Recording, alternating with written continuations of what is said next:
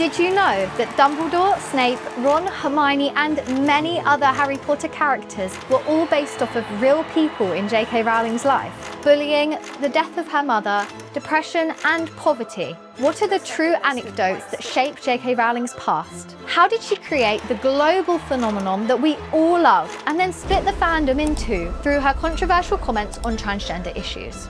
In today's video, we're going to be talking all about J.K. Rowling. So welcome, wizards, witches, muggles and squibs back to Spellbuzz.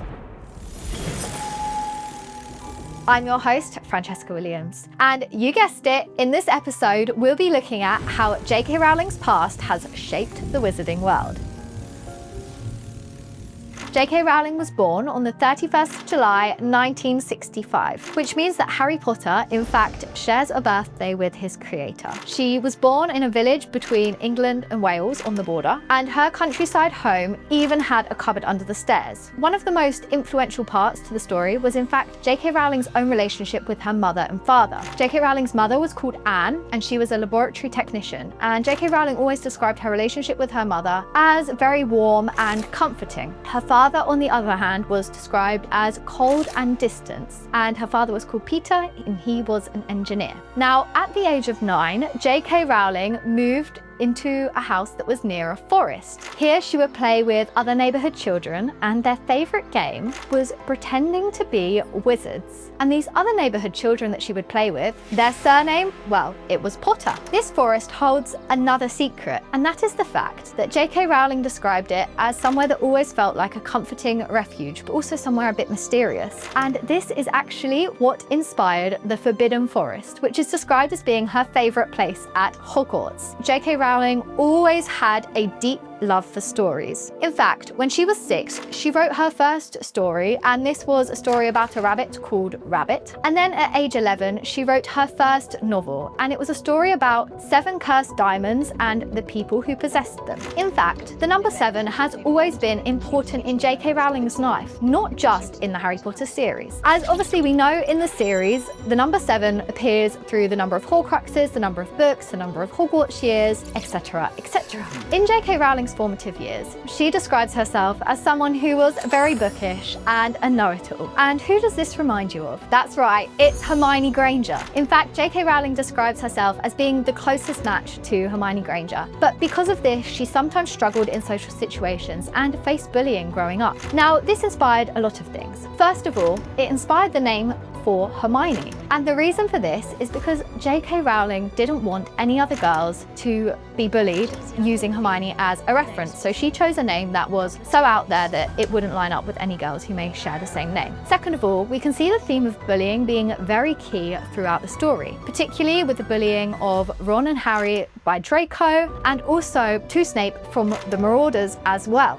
And this obviously creates a lot of the layers for the characters and their personalities, which is a very interesting way that J.K. Rowling put her childhood experience in there as well. Her school life was also very important. In fact, some of our most beloved characters were inspired by her teachers. We had Albus Dumbledore, and he was inspired by her headmaster at school, described as eccentric and wacky, but overall quite lovable. And then we also have Minerva McGonagall, who was inspired by her English teacher, known for being strict, but also having a genuine interest in students. And finally, we have Professor Snape, who was inspired by her chemistry teacher, who was a bit offish to start, but once you got to know him, his soft side was under there as well. In J.K. Rowling's teenage years, her mother unfortunately lost her battle to multiple sclerosis. This was very difficult for J.K. Rowling, as it was a long battle, and after her mother died, in fact, she didn't have any contact with her father. This is reflected in the books quite heavily, as we see that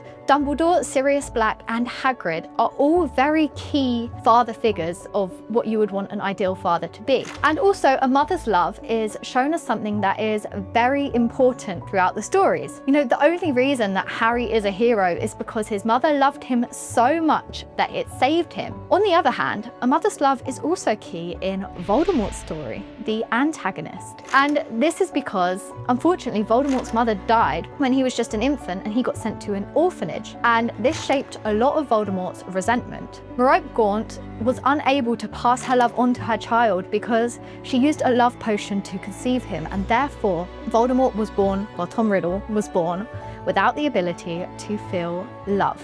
Throughout this time in J.K. Rowling's teen years when she was struggling, she also had a very close friend who, funnily enough, had a Ford Angela. And this friend was called Sean Harris, and he is the one who inspired Ron Weasley.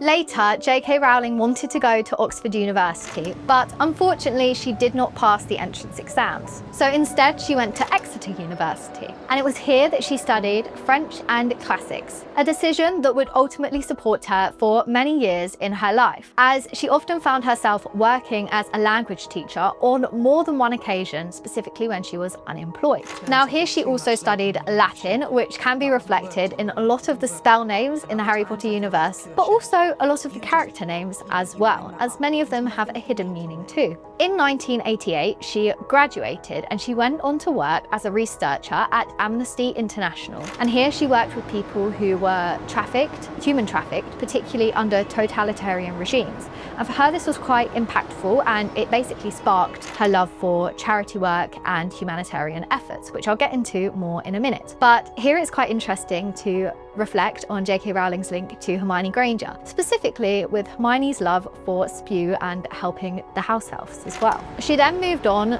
and moved to Manchester with her boyfriend at the time. However, she wasn't a big fan of this, so in 1990 she caught a train back to London, but the train was delayed. Suddenly, I had the idea of a boy wizard who went to a wizarding school. Harry Potter and Hogwarts came out of nowhere in the most physical rush of excitement, and ideas came teeming into my head. I simply knew it was something I would love to write, but that day I was penniless for once in my life, so as I sat there on the train, I had to rely on imagining the details, most of which ended up being in the books. And that was J.K. Rowling's first encounter with the idea of Harry Potter, and we're very lucky that it was. Within the Harry Potter universe, there is also a lot of emphasis on trains. First of all, we have King's Cross Station. In fact, the train that she was on when she had the first idea for Harry Potter was headed to King's Cross Station. And furthermore, her parents actually met there as well, so that's why she chose that. Trains are also very significant in the Harry Potter universe, representing new beginnings as a mode of transportation from the Muggle world to the Wizarding world. And for Harry, it's a big part of the transition of him moving into the Wizarding world. This is also reflected in J.K. Rowling's idea having been on the train. It was shortly after this point that J.K. Rowling's mother died, and over the next 5 years she would go on to work on the Harry Potter books. In 1992, J.K. Rowling moved to Portugal to work as an English teacher. It was here that she met her ex-husband, a journalist, but he was conscripted to compulsory military service. Furthermore, J.K. Rowling was also pregnant. Around this time, she unfortunately also had a miscarriage. But in 1993, they welcomed their daughter, Jessica. Once Jorge came back from his military service, he had lost his job as a journalist, and this plunged him into a deep depression. In fact, after this point, he became quite violent and also drank a lot. Ultimately, the marriage only lasted 1 year, and J.K. Rowling moved to Edinburgh to live with her sister, and she took Jessica with her. Now, it was around this time that life for J.K. Rowling was really difficult, and ultimately she became plunged into her own depression. She said, "But I continued to write in every spare moment I had, mostly cafes around the city whilst Jessica slept in her pram." So although faced with this difficult environment, writing for J.K. Rowling was ultimately an outlet. And this is quite interesting as it is reflected within the Dementors. Dementors are creatures that completely suck the joy out of those they are targeting. Furthermore, they force them to relive their worst points. Furthermore, she then wrote about Patronuses, which were the anecdote to Dementors, as you will. For Harry, obviously he has his Patronus that was magical, but for J.K. Rowling, her Patronus was writing. While living in Edinburgh, J.K. Rowling worked as a French teacher to support herself. She then continued working in schools while writing the first Harry Potter book. Then, in 1997, after countless rejections, Bloomsbury published Harry Potter and the Philosopher's Stone in the United Kingdom. It wasn't until 1998 that it was also published in the United States. Now, what's interesting here is that J.K. Rowling's name appears on the front of the books as J.K. Rowling, and that's what we all know her as. But as I said earlier, her real name is actually just Joanne Rowling. So where did the K come from? Well, it was actually requested by the publishers, as they were worried the name Joanne was too feminine and may discourage young boy readers from reading the books, as they may think it's a love story or meant for girls. So J.K. Rowling chose the initial K as it stands for Kathleen, which is her paternal grandmother's name. And hence, audiences wouldn't know from first glance whether the author was a boy or a girl. And this is very interesting because obviously they hoped that that would help them sell copies, which obviously worked. What's crazy is the first release of the Harry Potter and the Philosopher's Stone only had 1,000 copies printed, which were obviously followed by numerous reprints. And J.K. Rowling's first paycheck was only £1,500. And then, over the next 10 years, she would go on to write the next 6 books, and the films started filming in 2001. By the time I finished writing the final 7th book in the series in 2007, in the Balmoral Hotel, Edinburgh, I had been living with Harry for 17 years. That is just how much dedication she has put in to the wizarding world. It's important to note, in 2001, she also remarried and had 2 more daughters. By the end of the film saga and the book saga, there had been 7 books, 10 years, 500 million copies sold. Her audiobooks had 1 billion listening hours, and her books in general had been translated into 85 different languages. And overall, she had built herself a net worth of over $1 billion, which is absolutely massive if you think where she came from to where she is now. Now, after this point, she started distancing herself from the wizarding world. In fact, she started using an alias to write crime and detective novels and publishing them under the name Robert Galbraith. These novels also took off, and they did become BBC series and also HBO series, but they obviously were never as big as the Harry Potter series. What's interesting here as well, though, is you can really see this, that her direction was possibly detective novels through the Harry Potter series. As if you look at the structure of all of the books, there is always a bad guy that is yet to be found out, and there's always a bit of mystery there, which is, I wonder, why so many people love it so much. Then, after her time away from the wizarding world, in 2016, she came back. She wrote The Cursed Child, which is on stage in many places still, and also Fantastic Beasts was released. Then in 2018, we had The Crimes of Grindelwald, and then in 2022, we had The Secrets of Dumbledore. Now, her latest work in the wizarding world is highly criticised. Although some people love it and they love the immersion into the wizarding world, many people think that it's not consistent with her original works of Harry Potter. So it'd be interesting to see what they do next. For the moment, she is currently still living in Scotland, and she's currently an executive producer on the HBO series. So that's why I say it'd be interesting to see the direction that it goes in. Over the years, J.K. Rowling has supported many charitable causes. In fact, charity is one of J.K. Rowling's main priorities, as she says in a statement. Alongside my writing and my family life, my other priority is charities and causes I support.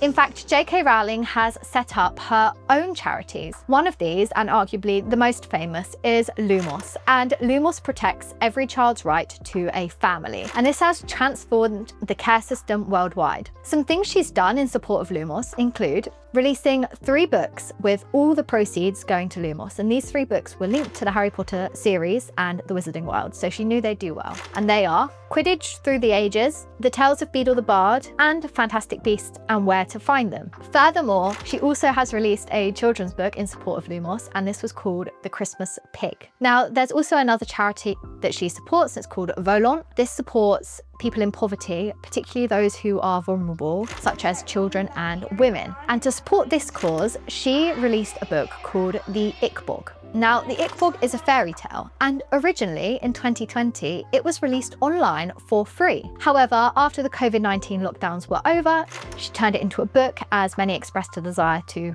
read said book. Then all the proceeds from that went to Volant. There is also another charity that she has created, and this was in her mother's honour. As if you remember, I mentioned earlier, her mother died from multiple sclerosis. She opened the charity, Anne Rowling's Regenerative Neurology Clinic, and this obviously supports multiple sclerosis. Now, despite her work in charity, she is also a divisive figure, as on one hand she's supporting vulnerable groups, and on the other it seems she doesn't support a certain vulnerable group, which is the trans community. Now, the reason people believe this is because she liked a tweet in 2017 which likened trans women to men in dresses, which is obviously deeply hurtful. However, once the backlash came out, a spokesperson for J.K. Rowling said that the like was accidental. However, that seems it was not so, because in 2019 there was someone called Maya Forstater who lost her job at the Research Centre for Global Development due to her gender-critical opinions on social media. Now, at this point, J.K. Rowling tweeted #IStandWithMaya, as she didn't believe that it was right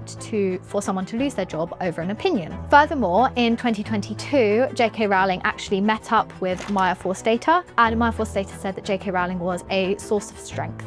Maya Forstater is now a gender-critical activist, and in fact she did win £1,000 in an employment tribunal due to wrongful dismissal, I believe. In 2020, J.K. Rowling also released an essay, and this essay explained her views. Now, within this, she was critical of using the words menstruating people. Now, this actually came up earlier in a tweet where she replied to a tweet that described support for menstruating people, and she said, "I'm sure there used to be a word for this," and then mocked using different words for women, attempted to. It was quite a mocking tweet. So then this essay was off the back of that, and she said that she particularly didn't like the use of menstruating people, as she felt it was dehumanizing for women. She also said in the same essay that she believes most trans people, or all trans people, pose zero threat to women. However, she still does not like using those words to describe women. So this matter is quite foggy, because in one breath J.K. Rowling defends herself, and in the other people still feel she's wrong. The backlash from this was really big.